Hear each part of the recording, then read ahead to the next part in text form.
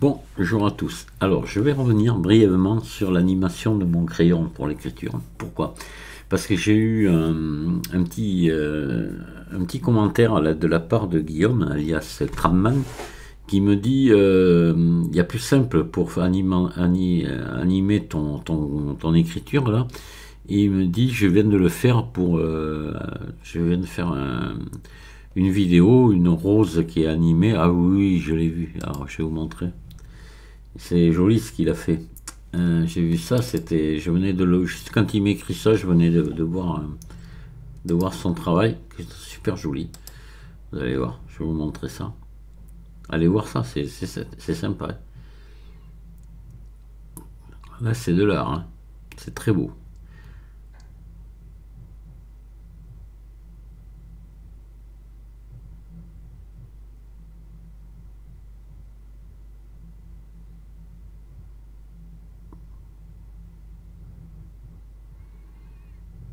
Voilà, d'accord. Donc il me dit tu peux utiliser cette technique pour l'animation de ton crayon. Mais j'écoute, il me dit j'ai fait comme ça et comme ça. Ok, j'écoute, on va voir ça. Donc, je vais voir. Je me remets devant Blender, je suis ce qu'il m'a dit. Oh mince, bah oui, oui.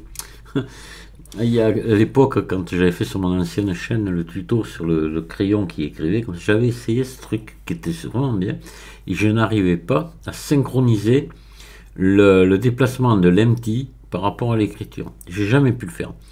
Donc je lui réponds ça à Guillaume et il me dit, bon, il dit rien, enfin sur le coup il dit rien. Et au bout d'une heure ou je sais pas, ou deux, j'ai reçu un autre message. Il me dit, bah, écoute, tu avais raison, ça se synchronisait pas. Mais j'ai fini pour trouver comment on faisait pour le synchroniser. Alors là, ça m'a intéressé. Et voilà, et je vais partager ça avec vous parce que vous allez voir que c'est beaucoup plus simple que ce que je vous ai montré moi. Et ça marche nickel. Voilà. Allez, on y va. Donc on va démarrer pareil, on va ajouter ici une courbe de Bézier. Mode edit, je vais la pousser ici. Je vais venir écrire mon texte. Et bien là, le dernier coup, c'était bonjour. Là, ça sera bonsoir parce qu'il doit être 23h30. Voilà, je pense. Hein. Oui, 26. C'est mes heures. Donc ça. Voilà, ça je supprime ça. Voilà, et là je vais mettre le curseur ici. Curseur vers sélection. Et je vais mettre l'origine de ma courbe là, mais c'est même pas obligatoire d'ailleurs, je crois pas. Mais enfin bon, on va le faire. Définir origine vers curseur 3D. Je vais ajouter de suite un empty, il m'en faut un de toute façon, donc voilà. Hop. Voilà, et lui, origine, mais de toute façon ça servira à rien. Origine vers curseur 3D. Allez, et là maintenant je vais resélectionner mon texte là, et vous allez voir ce que je vais faire dessus. Là j'ai deux solutions dans géométrie ici. Soit je peux extruder et je vais avoir un plat. Et où je peux ici mettre en profondeur, je vais avoir un tube. Donc moi là je vais préférer, oui, si je mets de la profondeur, voilà, c'est un tube, hein, voilà. Et si je mets, si j'extrude, vous voyez, c'est un plat, d'accord. Alors moi je vais plutôt choisir ça,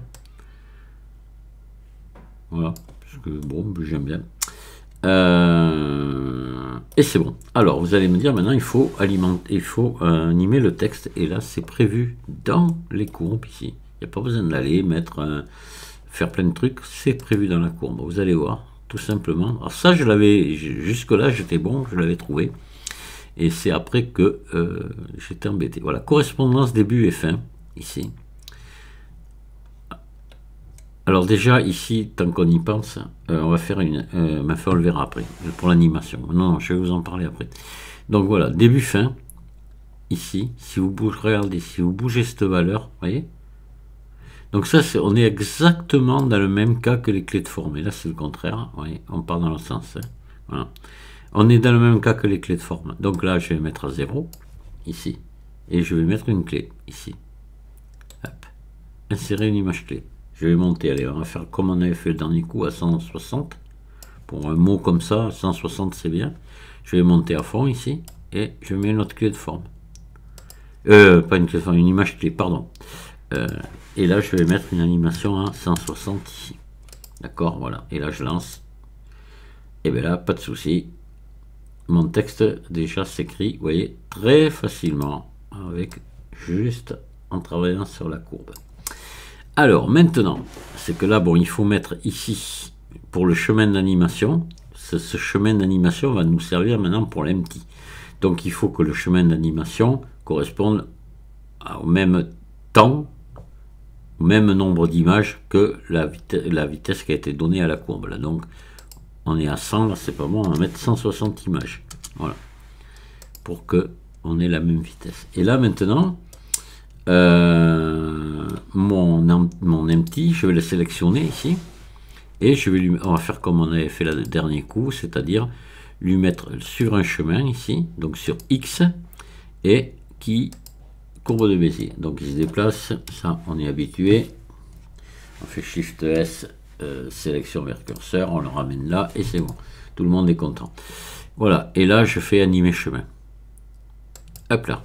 Et là, qu'est-ce qui se passe? Regardez, et bien l'empty, il a un décalage envers la courbe. Il n'y a rien à faire, il ne suit pas. Alors, il y a deux trucs à faire pour ça, pour qu'il suive, parce qu'on va le faire suivre. Hein. On revient ici sur la courbe, là. Je viens dans les courbes, ici. Et là, sous l'animation que j'ai faite, vous voyez, sur correspondance début-fin, ici, on est en résolution. On va passer tout simplement en spline, ici. Et pareil, ici. OK.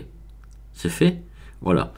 Et là, maintenant ici, on revient là, on va faire ce qu'on fait souvent dans les animations. J'appuie sur la touche T, comme Titine, et je mets en linéaire ici. Voilà. Et là maintenant, en principe, si tout va bien, eh bien, mon empty va bel et bien sur le texte. On va essayer. Et vous voyez, il n'y a pas de souci. Donc là, quand même, ça marche aussi bien que dans ce que je vous ai montré sur le premier tuto.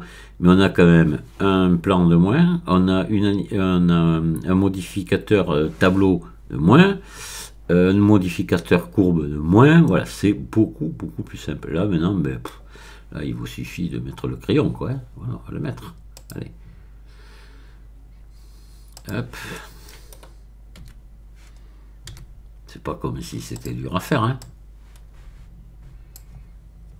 Peut-être comme ça, voilà. Hop, on va ici, je vais faire E, S, voilà, et je mets l'origine ici. Voilà. Puis là, je vais l'amener sur le curseur 3D. Sur le curseur, hein, Shift S, sélection vers curseur, voilà, et en même temps, évidemment, vers l'empty, quoi. Donc là, si je monte là, voilà, on part comme ça, ok. Donc là, je fais ça, je fais R un petit peu comme ça, là, je me fais un R, Y, comme ça, pour l'incliner un peu, mais voilà, ça doit être bon. Là, ben, on va l'apparenter à l'empty maintenant, voilà. CTRL P, objet, et voilà. Et là, on est prêt à démarrer. Je n'ai plus qu'à cacher l'empty ici. Hop là, je le cache. Et normalement, là, voilà, on va se mettre à écrire. Ah, j'aurais dû l'incliner un peu plus quand même. Hein. Il est un peu trop droit, attendez. Hop, on va revenir là.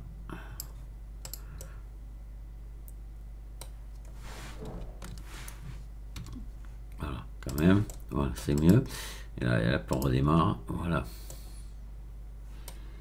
Et voilà, vous voyez, on obtient strictement la même chose que je vous ai montré dans le premier tuto, beaucoup plus simple. Et ça marche aussi bien. Voilà, merci Guillaume. Parce que ça, je peux vous dire que je cherchais un moment. Je savais qu'on pouvait... J'avais vu déjà des animations comme ça, mais sans le crayon. C'est-à-dire que l'écriture, ok, mais le crayon n'y était pas. Voilà. Et moi, ce que je voulais, c'était qu'il y ait le crayon. Et mon problème, c'était la synchronisation. Ben ça y est, c'est trouvé. Voilà.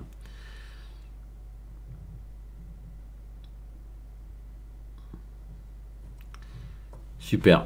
Allez, ben, je vous dis merci de m'avoir écouté. Et puis à très bientôt. Au revoir.